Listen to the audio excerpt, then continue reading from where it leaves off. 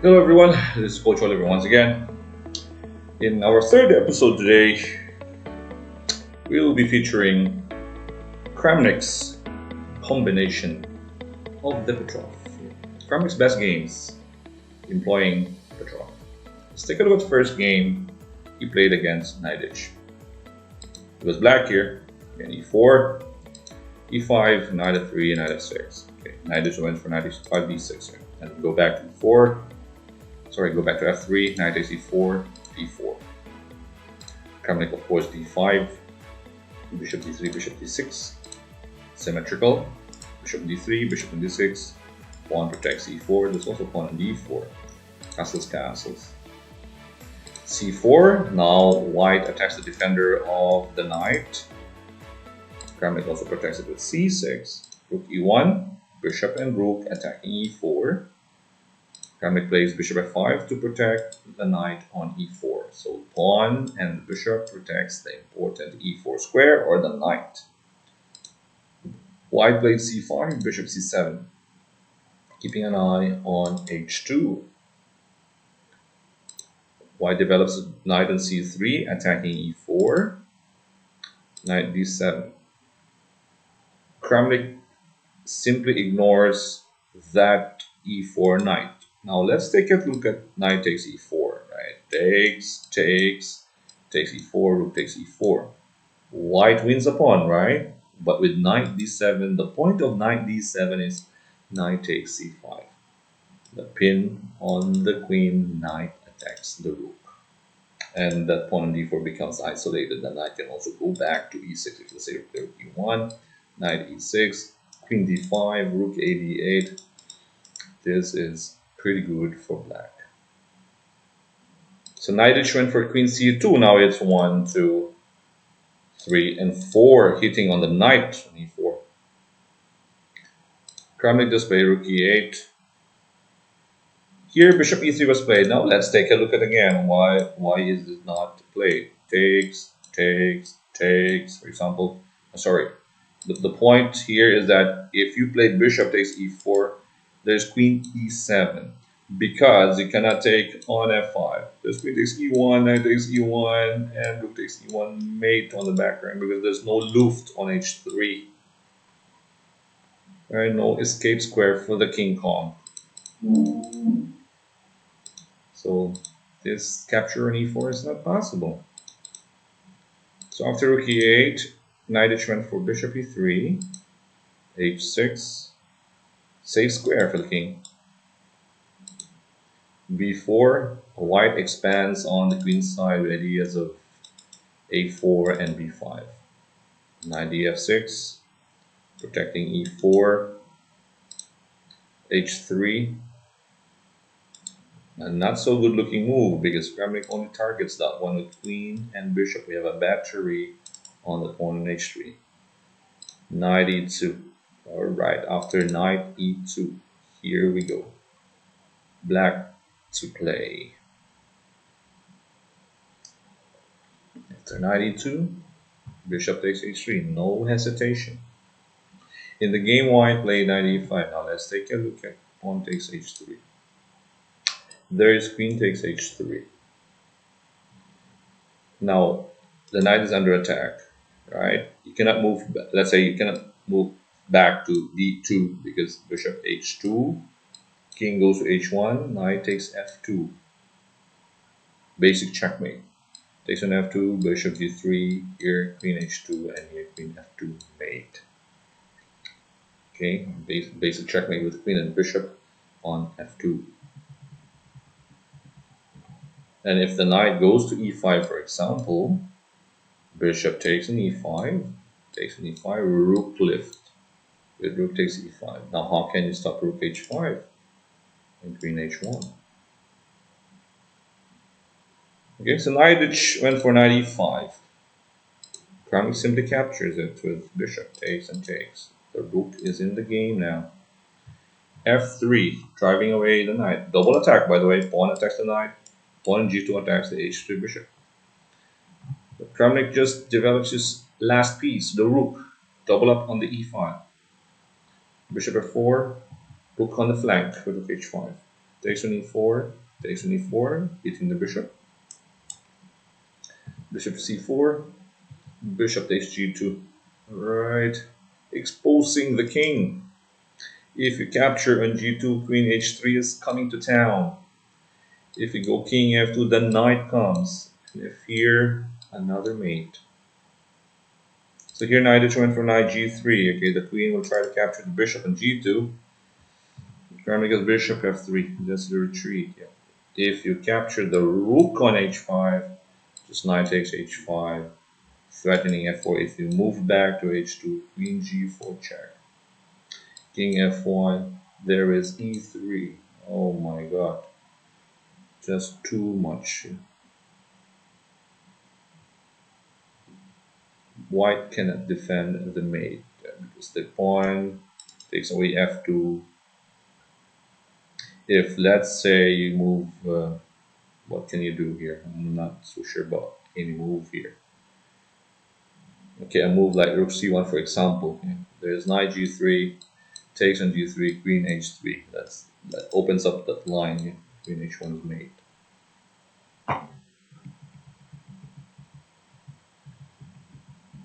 Okay, so after queen to b3, there's rook h4 attacking the bishop. Bishop goes to d6, queen h3, threatening mate on g2. Bishop takes f7, Kramnik goes like this, king move. Queen to b2 to protect that g2 mate. Knight g4, oh my, the coordination of the queen, the bishop, the knight, and the rook. When pieces work together, when they are in harmony, chances are you gotta win the game. Chess is all about piece coordination, the harmony of the pieces. So knight g4 here, white just resign. How to defend? Okay, let's say for example a bishop takes rook. This is free, right? Queen h1 because the knight takes away f2. After here, rook takes. That's a mate. 3 pieces delivering the checkmate. 3 is a mate. Alright, so that was a pretty strong game by Kramnik in this what we call a boring opening the Petroff. Right. Okay. The second game we will feature is Kramnik's game against Peter Leko. Let's take a look at this game. Kramnik also playing the black side. Leko played e4, 5, knight f3, knight f6. Takes on e5, d6, knight f3, knight takes e4. d4, d5. Kramnik's favorite game. Bishop d3. This time, instead of bishop d6, Kramnik went for knight c6. Alright. So Peter castles, bishop into e7, c4, knight b4, similar to Kramnik's game against Anand in our second episode. Leko also played bishop e2, castles, knight c3, bishop f5, similar. a3, knight ac3, takes on c3, knight goes back to c6. Rook e1 was also played. Rook e8 was also played. Takes, bishop f4, hitting c7. We are following Kramnik's game against Anand, rook a c8. Okay, in that game between Kramnik and Anand, Anand went for queen c1, and Kramnik went for knight a5, then c4, right? And Anand went on to win the game. Kramnik went for queen e4, bishop d1, queen d3, rook e3 takes, Anand won as early as the 20th move. In this game, Leko opted for h3. He went for h3. Kramnik has bishop e4. Bishop e3 back, knight a5. Okay. c4, knight takes. He's not afraid of the dark. Takes on c4, takes on c4, knight e2, queen d5. Knight takes e4, queen takes e4. This is Kramnik's preparation. Bishop g5. Now Leko has a discovered attack, right? Rook and bishop attacking e7. How can Kramnik protect? Kramnik is not free. He went for queen takes e1. Takes on e1, bishop takes g5. So rook and bishop for the queen. Queen a5, double attack. Queen attacks the bishop and the pawn on a7. Good move, of course, bishop f6. Queen takes a7, c5. Okay, pass pawn. Outside pass pawn for white. Kramnik also has this c pass pawn. Now let's take a look at this position. Why not c takes? Why bishop takes? Now when we're going into the endgame, we always look at the square where we want to promote. That square on c1 is a dark square. We have a bishop dark square. So it's easier for us to play with this one. So we could promote on c1 with the help of that bishop. Right. Always look at the promotion square. Right? It has to be the same color as your bishop. Okay, so rook a2, pass pawn must be pushed. Rook into e2, rook d8. Of course, you cannot capture the rook on e2. It's going to be mate, yes. This is mate. Sense of danger. So rook e8, we have a4, pass pawn must be pushed. Queen into e4, bishop b6. Okay, not allowing that pawn to progress. Yeah, no a5, please. Queen goes back to c2, g6 first. Okay, Luft. Queen to b3, rook to d6. Okay, protecting the bishop. Rook c2, bishop a5. Okay, protecting c3, threatening rook d2. g4, rook d2. King g2, rook c d8. Takes, takes.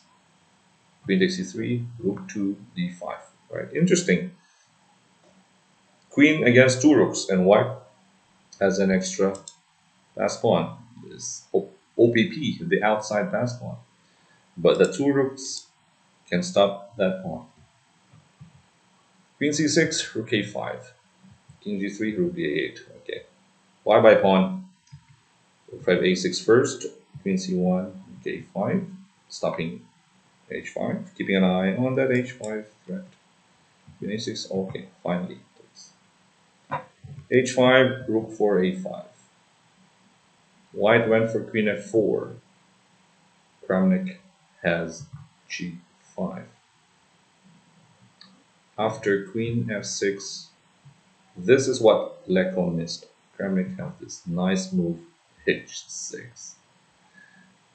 Now the queen cannot take that pawn on a6 because it will be trapped. Yes, the rook protects g5. Queen will be trapped on h6. And with this pawn protecting g5, this f2 pawn will be the next target of the two rooks. You can go rook a6, rook a4, f4, and f6. Let's take a look at the next moves. f3, rook into a6. Queen c3, rook a4. Queen to c6, rook, the other rook to a6. Just king g7. Queen b5, Leko has to keep an eye on the other rook so that it cannot transfer here, and the other rook cannot transfer also in f6. So rook for a5, queen b4, keeping an eye again, the other rook. Rook d5, Kramnik transfer it to the d5. Queen to b3, okay, d6. Rooks are together once more. Queen c4, still keeping an eye on the rook, so no rook f6, yes? Rook d3, king f2, and now rook a3. The threat is the other rook. Instead of file, you can also use the third rank to connect the rooks. Queen goes to c5, intermediate check, and finally our destination, the f6. So queen has to keep an eye on a3, so the rook cannot go a3, yes? Queen b4, a3 and a4, they cannot shift, yes? Cannot shift. Rook a6, king g2, but there's rook f4. Okay, the other rook now goes to f6. Nice one. After queen b2, rook a f6, queen e5, time to capture, queen a1, rook f1, queen c3, rook f2, king g3, rook f3 check. 3 for 2, takes, simplify, takes, and then just king f6. And here let go resign. Why? Because if let's say you play king e4, I have king e6. Yes, opposition. You go king d4, for example. Now the extra pawn f5 takes. You go back. I will take your pawn. I can also go for g4, king f2. I will take your pawn. That's king g3. And you cannot stop these two connected pawns. Alright, so that was an instructive display of endgame by Kramnik in the Petroff against Peter. Against Neidich, it was a strong combination. So these are the two sides of Kramnik. He can play the combination in the middle game, but he can also play the endgame. That's why he is a world champion. Those are the traits of a world champion. Yeah? A multi-dimensional player. Can play the combo, can also play positionally. Alright guys, I hope you like our video for Petroff, and we will continue our coverage of the FIDE Grand Prix 2022 in the semifinals. Thank you guys for watching. Thank you for the support of our channel, Trismas Chess and Trismas Entertainment. This is Coach Oliver. Stay safe, everyone.